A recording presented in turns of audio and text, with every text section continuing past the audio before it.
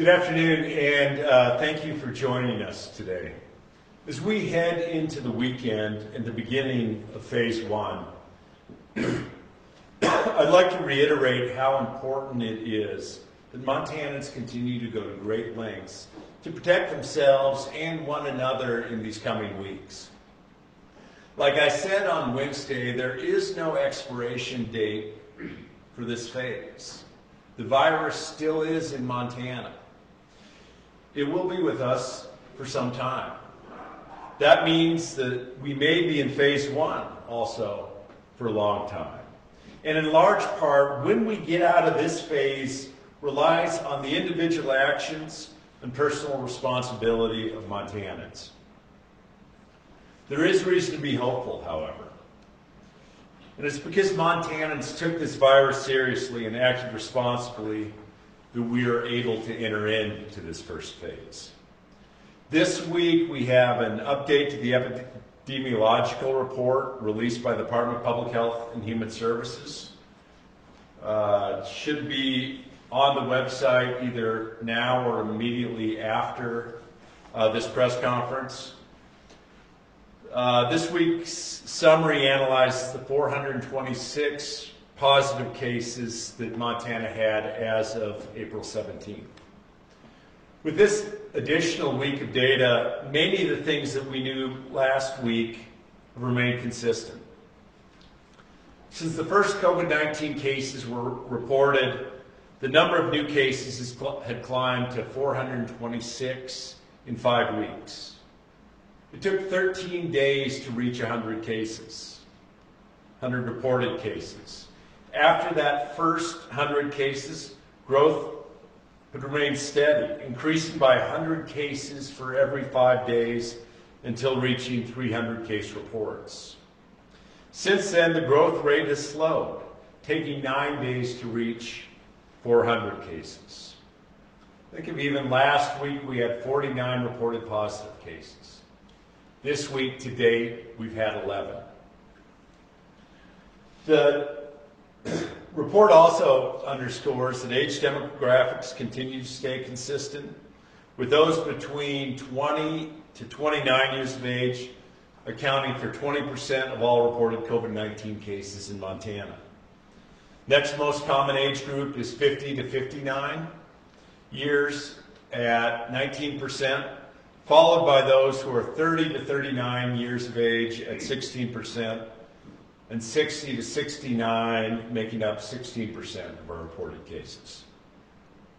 As we shared last week, those infected with COVID-19 are nearly equally distributed among men and women, with 52% of the cases reported as female and 48% as male.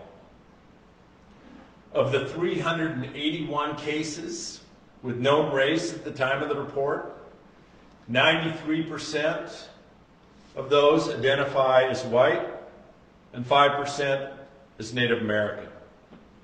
Other races making up 0.2% of the cases identify as African American, Asian, Hispanic, Hawaiian, or other race.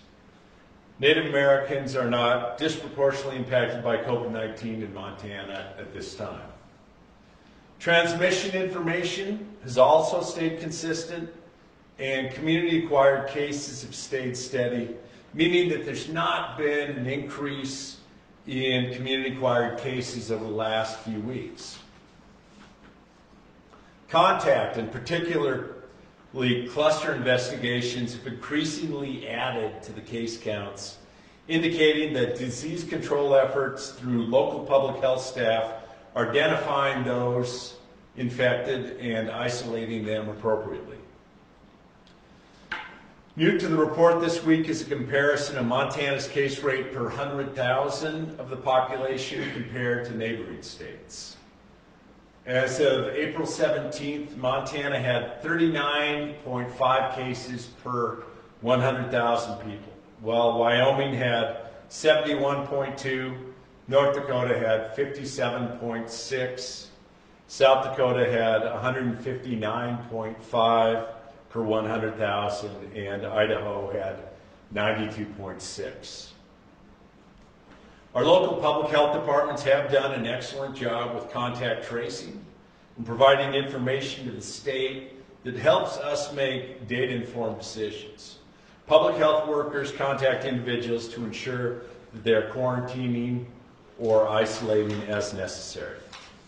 They also investigate all positive cases to determine how people were infected, identify known contacts, and instruct them to quarantine for 14 days to reduce the spread of COVID-19.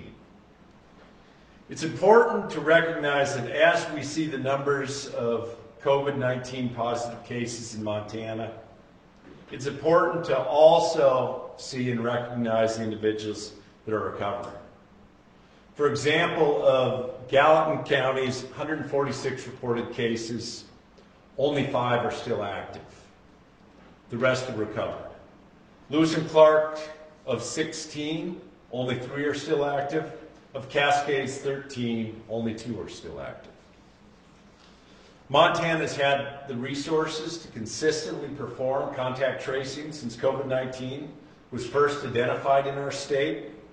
As we enter into phase 1, I have no doubt that this excellent work of local public health will continue. And as a state, we will provide support for contact tracing beyond the current support our epidemiologists provide if additional help is needed in certain areas. There are certainly challenges that remain, and we will all do our part to mitigate those challenges. This week's report included a case summary specific to Toole County, which has been particularly hard hit by this virus.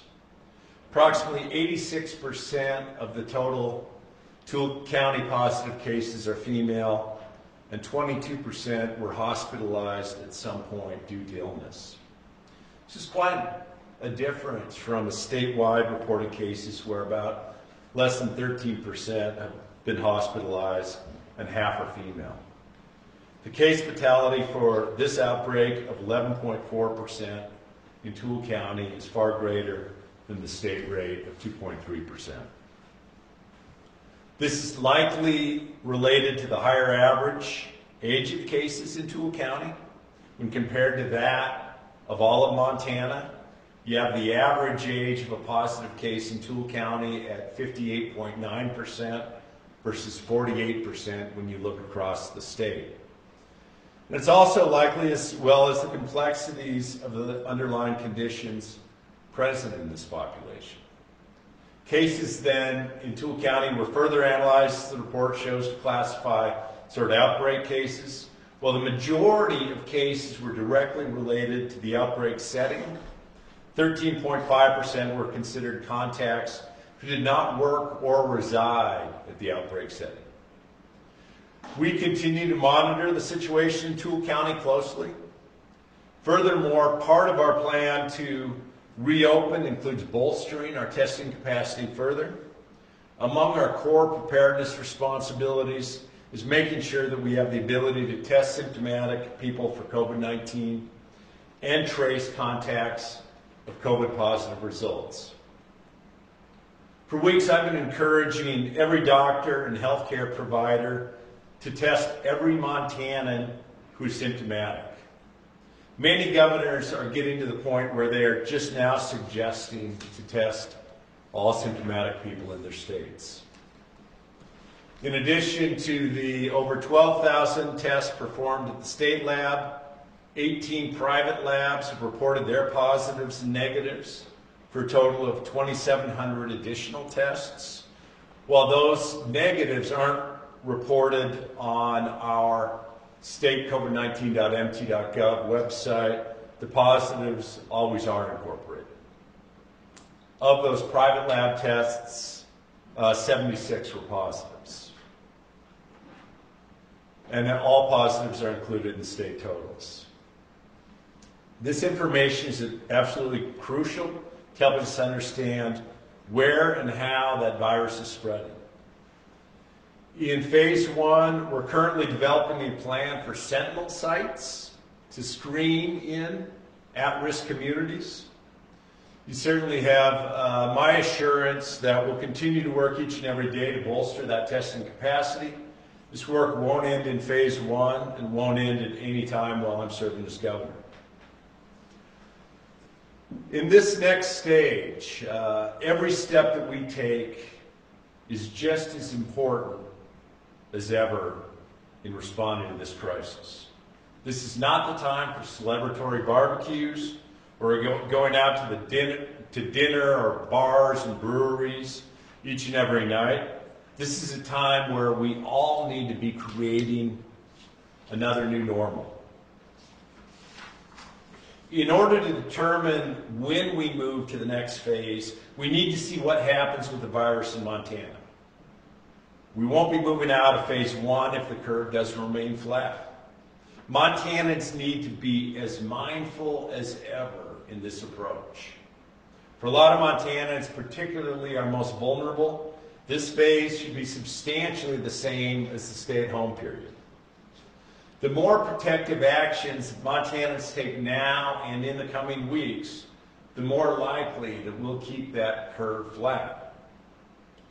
In this new normal, I'll continue to emphasize all along the way that our personal responsibility is to adhere to strict social distancing. Businesses too share responsibility as they creatively navigate how to resume to some normalcy in serving customers.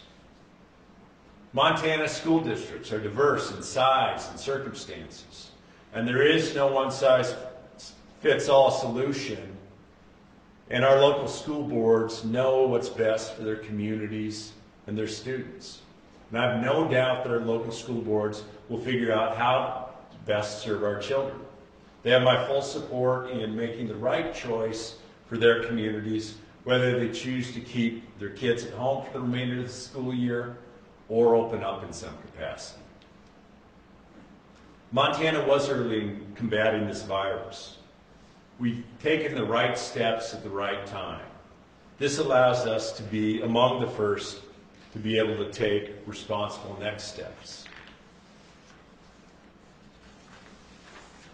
I truly believe that Montana can be a model for other states to follow in this next phase.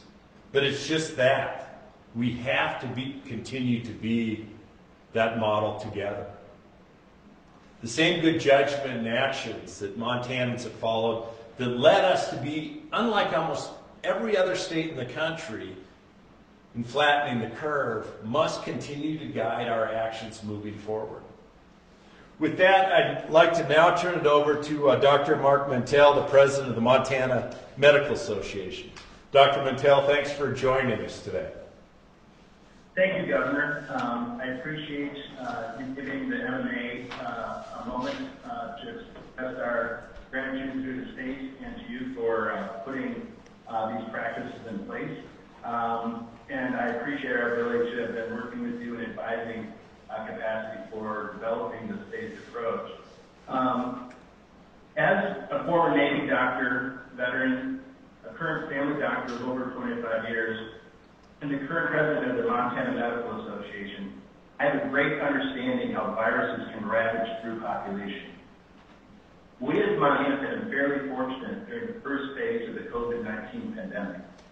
Thus far, the state has had 444 confirmed cases, 59 hospital admissions, and sadly, however, 14 Montanans have lost their lives to this virus. Personally, I feel we have dodged a bullet because I know what could have happened had we not taken the proactive steps of social distancing, closing schools, shutting down non-operations, embracing early shelter-in-place policies. I'd like to commend the leadership in our state and all Montanans for embracing the early shutdown. When you look back at the history of pandemics, those cities and states that acted early and aggressively often fared far better than those who didn't. With that being said, we're not out of the woods yet. Now comes an even bigger challenge. How do we move forward, restart the economy, and keep every Montanan as safe as possible? I alluded to the fact we are not out of the woods yet because I want to use the analogy of the fire season to better explain our current situation. Imagine, if you will, that it is the end of August, temperatures are in the 90s, humidity is in the single digits, and we have been through a drought for the past year. The entire state has had pockets where the fire has broken out, but through mitigation strategies, we've been able to gain control of the situation. Now we want to allow Montanans to go back into the woods to camp, fish, hike, bike, ATV, etc. Knowing very well that there are still burning embers out there and pockets that corrupt and become uncontrolled wildfires at any moment. We also know these eruptions will threaten human life and the way we live. This is our current situation. So how can we approach it as a state? One option would hold everything up, do nothing, and just let the fire burn through the state. We all know that fires naturally stop once enough fuel has been consumed, whereby the fire can no longer be sustained. In pandemic terms, this is called herd immunity. For us to achieve herd immunity in our state, approximately 85% of the population will need to contract this virus, survive, and become immune. Personally, I'm not a fan of this option, as I consider this for my family, friends, colleagues, community, and state. We at the MMA believe this would be a reckless approach and do not endorse any consideration for this being a viable option. A second option is to close everything down, shelter in place, wait for the winter snows, so they'll put out the fires and lower the fire threshold. In pandemic terms, this would be a vaccine or vaccination. Once we develop a vaccine, we can inoculate everyone so they no longer are susceptible to the virus. The only problem with this choice is that a vaccine is a good 12 to 18 months away at best. That is way too long for us to stay hunkered down. We as humans need to do what humans do and interact with one another. Personally, I'm not a fan of this company. I consider well being a family, friend, colleagues, and state. We at the MMA do not endorse this as being a viable option either. As a family doctor, I learned a time ago that treating people is just more than just about life. It's about the quality of life. It's more than just a heartbeat and a pulse. It's about living. It's about treating your patient's mind, body, and spirit. This leads me to our last, most logical option going forward. We need to reopen the state. But we need to ask ourselves, how do we go on living, not just surviving, with a deadly virus environment? During fire season, we learn to live with the risk. We learn how to balance risk and benefits, and how to go back into the forest. We learn how to slowly open our forest by first identifying those areas with the lowest risk. We learn how to engage in fire suppressive behavior while constantly surveying our surroundings for flare-ups. When flare-ups do occur, they are quickly suppressed. We have command centers that are able to dispense real-time information. In pandemic terms, we are heading into the contingency phase. We're heading into phase 1. This will be very challenging moving forward for the next 12 to 18 months until a vaccine or other countermeasures are ready and available for the COVID-19 virus. Personally, this is the only option that incorporates everyone's values, concerns, while weighing the risk and benefits and truly treating the human spirit. We at the MMA are in favor of the contingency plan. So what might this look like going forward? We need to take incremental steps to reopening our economy by prioritizing those activities which have no benefit with the lowest risk, while simultaneously monitoring an increase in COVID cases. We will need to still embrace hand washing, perform scrupulous cleaning, maintain social distancing policies, wear face masks, and use personal protective equipment for fire suppression.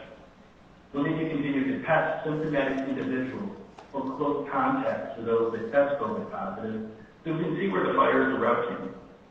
We will need our public health workforce, or hotshot group, to continue tracing so we can rapidly implement isolation on COVID positive patients and quarantine their close contacts to suppress an outbreak.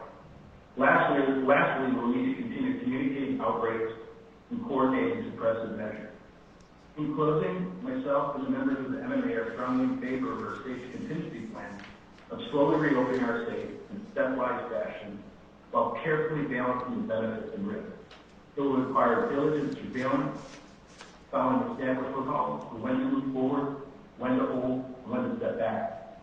Our ability to open more and more of our state will depend upon increasing supplies of personal protective equipment, increasing testing capacity, and ideally getting to a state where test results can be read in minutes and not days. The maintenance of the public health workforce will also be needed, large enough so it can perform adequate contact tracing to suppress these outbreaks. And our ability to communicate real-time information with integrated health records will be necessary. But most of all, it will require the effort of every Montanan. Our contingency plan is no different from any other plan, and that success is directly linked to the ability to implement such plans. Every Montanan will need to work together in a spirit of unity, teamwork, and consideration for one another. We are only as strong as our weakest link. With everyone working together and every one of us doing our part, we will slowly move forward with the new normal. Thank you. Thank you very much, Dr. Mantell. I'll now open it up for questions.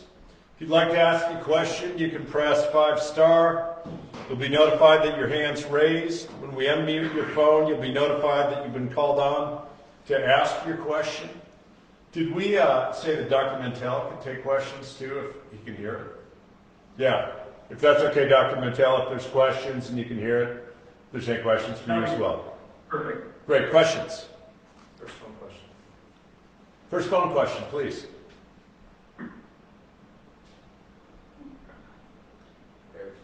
Well, Mayor Teachers here at the Montana Big Press. When you talk about the recovery of Montanans who recovered from the virus, what does that mean? What is the definition of that? So, recovery from the virus would be your release from isolation by local health department. Can be either done after testing negative or following CDC criteria after enough time's passed since the symptoms onset and resolution of the symptoms. Thank you. Yep. Second phone question. Next phone question. Hi, Governor Bullock. It's Marisa with NBC Montana. With the phase one of this reopening, we're hearing a lot about people asking questions. What can they do? Can they go camping? Is this a good time to go to grandma's house? But after hearing the doctor's comparison to fire season, it sounds like you're not advising that. Well, in as much as, in many respects, Maritza, that our obligation to continue to slow the spread rests on all of it. So, step one when trying to figure out what one might be able to do is actually then look at the guidelines and the direction they're under. But now this is the start of what is a new normal. But to your exact points of going camping with a huge group of people. No, and we even say that unless you can social distance, there shouldn't be any larger than any group of 10 individuals. Going to grandma's house was, I think, your other example, is that recognize we still have to do everything possible for our most vulnerable population, and those are ages 65 and up and those with any sort of compromises in their immunity system. So let's recognize that we've actually been able to take good steps, and we did this together to get where these questions can even be asked, and still counting on sort of the diligence and all Montanans to be careful as we start going forward. Next phone question. Hey, this is Holly. How are you doing? Good, Holly. Good. I'm wondering about, I've talked to some people in Montana, employees who have been home and now they're looking at going back to work, and understanding employers need to be making accommodations for people who are at risk, whether it's because of age or underlying health conditions of severe outcomes if they were to get COVID-19. If those people have those accommodations made for them, but they're still not feeling safe going back to work, that they wouldn't be eligible for unemployment if they were to stay home. Do you have any concerns about people in those categories, or is that just sort of how unemployment works and there's nothing to be done there?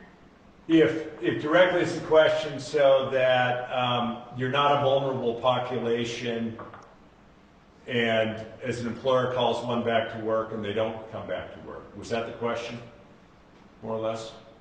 Yeah.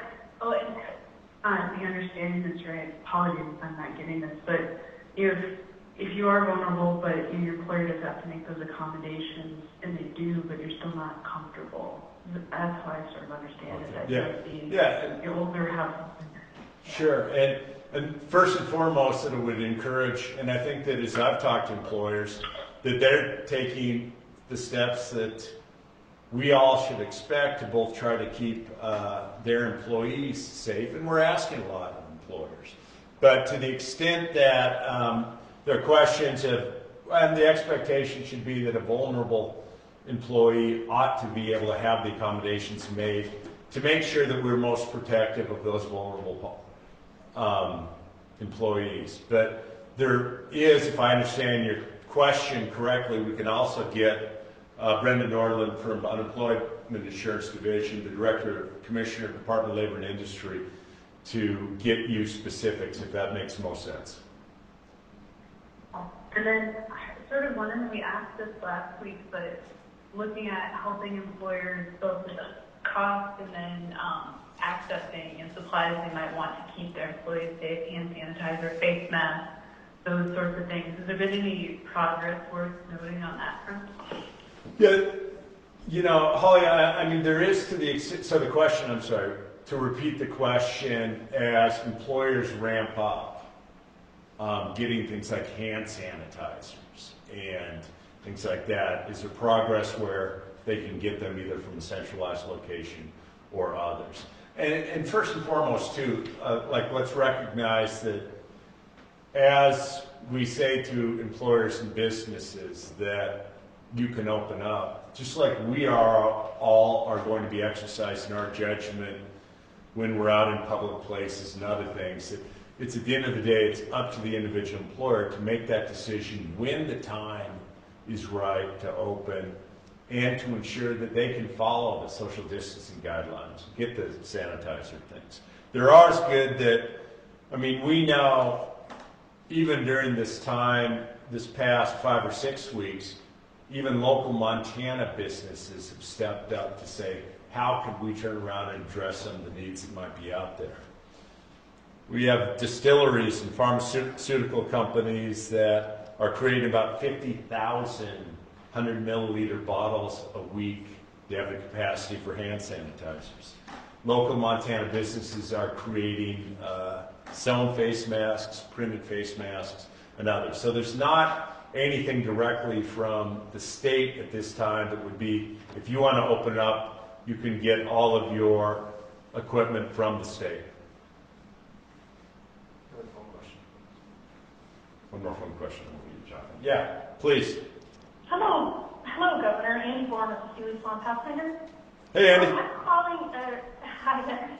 So the Montana Restaurant Association, Tavern Association, and Gaming Industry submitted the restaurant, bar, and casino reopening plan to your office April 18th to kind of help assist with the reopening plan. And there's some pretty significant differences with their phase 1 plan, some of which are they recommended 10 people per group instead of 6, and then gaming machines spaced at 6 feet, to like with the restaurants, and then or having some kind of barrier, or the customers wear a face shield. Just curious why the deviation so much from these recommendations, and what other information you took in to make the statewide plan what it was. Sure. Thanks for the question. I think the question was Restaurant Association, Gaming Industry Association provided some recommendations, and all of those recommendations aren't necessarily reflected in where the guidelines are right now for phase 1. And even spoken to folks from, some folks from Restaurant Association, others, since the guidelines. We'll continue to have discussions. What we want to do at the end of the day is recognizing that, you know, I've also heard from folks saying, I don't know why there are any restrictions on restaurants or drinking establishments. And what we're doing is trying to say, what is the best way to mitigate and spread the further exposure, knowing that this is going to be a gradual approach. So we'll continue to have conversations with them and the others, and we'll continue to look at the data as well. And I guess your question, like, how did we come up with all of this? And, I talked about, I think it was mid last week, we've been working on some of this for almost, 2 weeks now. But even throughout the end of last week and all through last weekend, had some individuals from industry, public health, others all out at Fort Harrison, kind of going through sort of here the strategic planning processes as we take a look at how can we reopen under what terms that are going to be most protective so that we can actually get and stay in this phase one. Jonathan. Governor Jonathan Amberian, Montana Television Network. Moving into phase one and putting some of these things back to local control on some of these things, what has been your or the state's interaction with the local health departments as they determine what steps they need to take, whether there's any different things that they need to do going forward than the state does? Sure. And the question, if you get in here, is in getting to phase one, what are the actions? Like, has there been conversations with local public health departments as they need to get there as well? Did have conversations with representatives of the public health officers even before we had announced the phase one. Hear both some of their concerns, some of the things that they thought that we should be considering. Now, part of that dialogue is always ongoing, but even greater than that, and I'll say that Department of Public Health and Human Services, Jim Murphy and others, daily communication with the sanitarians. Doc Holzman, regular communication with the public health officers. And we'll continue to work in that collaborative fashion. Now, recognizing a local public health, a county public health officer and their public health board, just as a tribal nation, can and should look at their circumstances on the ground.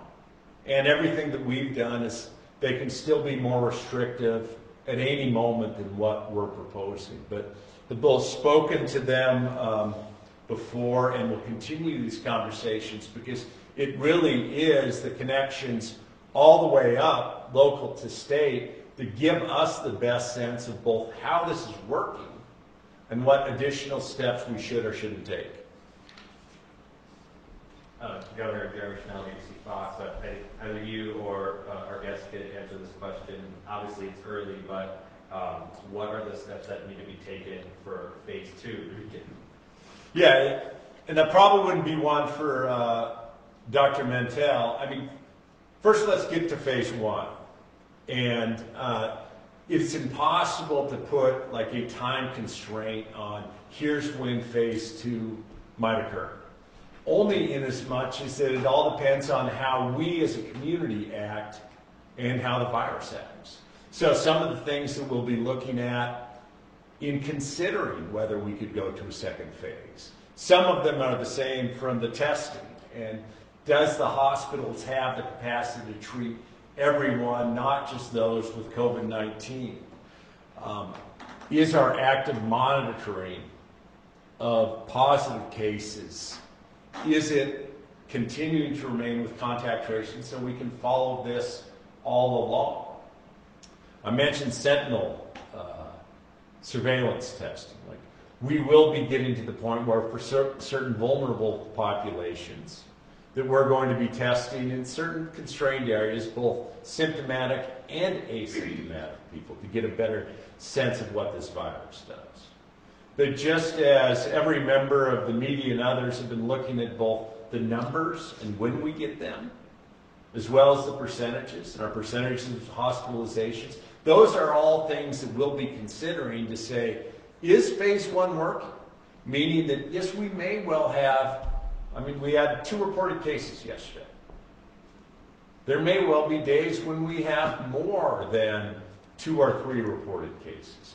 But looking at both what the trends are, how these cases are coming about, and what we can predict with reasonable certainty or belief if Montanans continue to adhere to things going forward. Next phone question. Next phone question. Yeah, Governor Wolf, this is Troy Shockley from the Montana Radio Company. Hi, Troy. And, hi, how are you? You of course talked about schools having the option to reopen after the 7th. And there are quite a few folks that I've talked to that are sort of confused about the idea of if we can open schools with obviously more than 10 people and no social distancing there, why not, then fill in the blanks? The most common one that I've heard is gyms. Can you explain how those ideas kind of mesh and what your thinking is there? Sure. First and foremost, Troy, what we did with schools is they were under statewide directive, and we've always been a local control state. So meaning now giving it back to local school districts to make some of these decisions. And I think both what the guidance that we put out would suggest too, as schools are doing that, making those considerations, and I think that the reviewing guidance and considering options to move forward to either reopen in a different way or stay closed or stay through distance learning or remote learning through the end of the year. I think that what they're considering, and you can speak to them, is like, what would make sense? Possibilities, everything of just bringing in select populations, reducing the number of class sizes, social distancing under the guidelines in those sort of areas. So I think that it is one where the creativity, if districts so choose, they need to say, how can we best meet our students' needs? And I trust that they will be doing so. And I think the second question is, like, you can always compare one thing to another. And I recognize that gyms, as an example, that there are certainly folks who would love to get back to gym. I mean, that is another aggregation of individuals at times in close contact, at times where, both the bodily fluids and others can transfer, and you also have the locker rooms and the pools. So we think as we are taking this measured approach, that it's best to see how things go before we go to open up gyms. Yes, ma'am. Yeah, from WC Montana. I mean, today you underscored it enough, the numbers. I mean, it's one of the big chunks of information that we do have, and I would understand has a big part in the decisions that your office makes. But that also ties in with the testing that we have access to. Have you guys considered the possibility that with an increase in testing, you may see an increase or a spike in cases that maybe isn't necessarily because there's more cases, but because there's just more access to testing? Yeah. So the question was that as we continue to work to ramp up testing, if we look like at a per capita basis, if you include the private labs, we're about at 20th in the nation for kind of testing per capita. Have you considered that as you get additional tests, you're going to see additional positives? And how will that then help inform the decisions along the way of both what's happening in phase 1 and how one can go forward? I mean, there's in some respects and testing and the number of positives are only one metric to show what's happening in our communities, right? And additionally, hospitalizations. Because yes, there may be symptomatic people or positive people out there that haven't been tested. I do have some comfort in that we have the lowest hospitalizations per capita in the country. But I do think as we see more testing, as we get more testing out there, we are going to see more positive cases. But that doesn't, that's just one part of the overall metrics when we're looking at, does this make sense where we are today and where we might go in the future? I don't know if Dr. Mantell, you'd want to, so I don't know if you heard that. The question was, as we increase testing capacity, we'll presumably see more positive tests. And how does that inform as a medical doctor or others? Well, thank you for letting me offer an opportunity to talk on this one. And again, going to the testing capabilities and our ability to screen people under health is going to be key. We know there's probably asymptomatic spread of this virus out there. People who don't have symptoms yet are positive. The analogy I like to think of, if we can start screening more and more individuals, it's kind of like having, I'll go back to my fire analogy, it's kind of like having thermal sensors where you can actually see where the hot spots are, where you can actually quarantine that individual a lot sooner and get them out of the population so they can resolve their virus and we can prove them to be virus negative from our population. It's catching those people in that incubation period is what we're really trying to get to as we move forward. I mean, right now it's great that we can test our symptomatic individuals in our state. We've done a great job at catching all those. I mean, I'm just looking at our state. We had, close to 14,000 tests performed. Of all those that were met the criteria for symptoms to be tested, and we've only had about 3% around there test positive. That means we're really doing a great job for symptomatic. Eventually, as more testing becomes available, we want to be able to catch those individuals that might be in that early phase that are out there circulating. Hopefully that answers your question. Another phone question.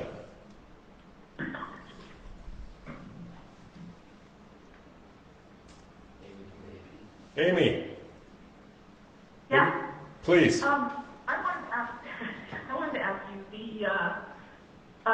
Yellowstone County Health Officer in his discussion the other day was talking about asking people to kind of track where they go and where they've been and how long they were there and who they were with. Is that something that the state is recommending, or is that just something that he was recommending to try and help them be able to trace better if somebody tests positive to be able to go back and see where they got it or who else might have been exposed?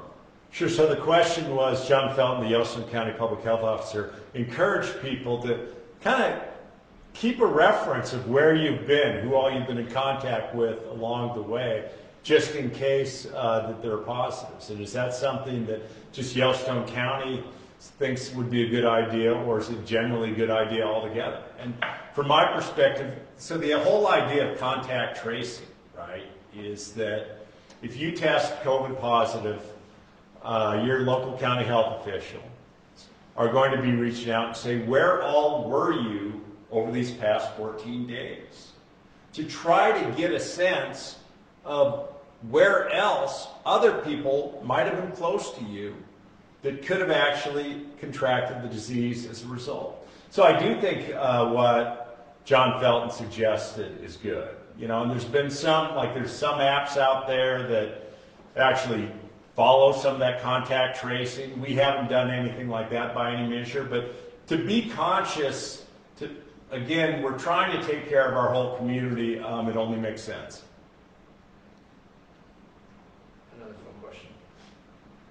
Another phone question.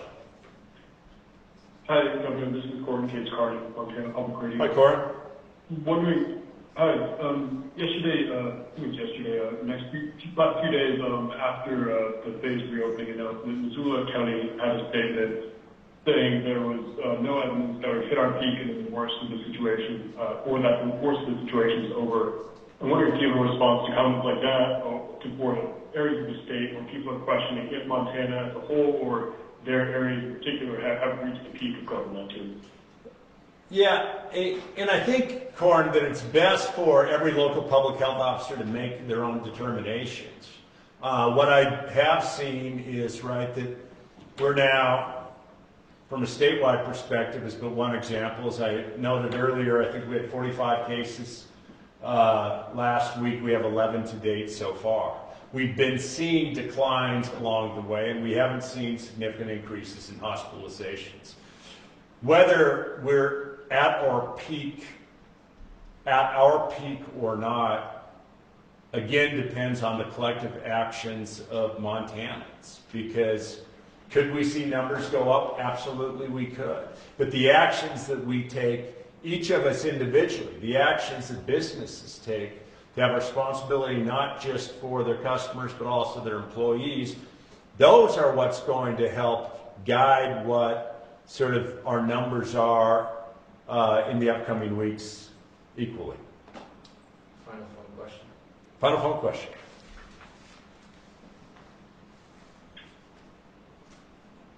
writing in 7 months to say. I think someone's had a phone question. You're unmuted. We can hear you. Yes, Governor, it's Casey Elliott from the Dillon Tribune. What are your thoughts with summer coming, with relaxing these restrictions? A lot of people to come into the rural areas of the state come by car instead of plane. How are the local agencies going to be able to respond to those influx of people? Yeah, and Casey, thank you. And at this time too, and we are going to consistently tell people that the mandatory 14-day quarantine for out-of-state travelers remains in effect. So meaning that if you're coming here for just recreation, at this time, you need to quarantine for 14 days. All of the guidance that we put out so far, even in the past 5 weeks, is only as good as our friends and neighbors take this seriously. And we're asking the same of out-of-staters wanting to come to Montana as well. Again, thank you so much for joining us today, and enjoy the weekend. But again, recognize that as we can enjoy this weekend, that we still have an obligation to one another and the greater community. Thanks so much.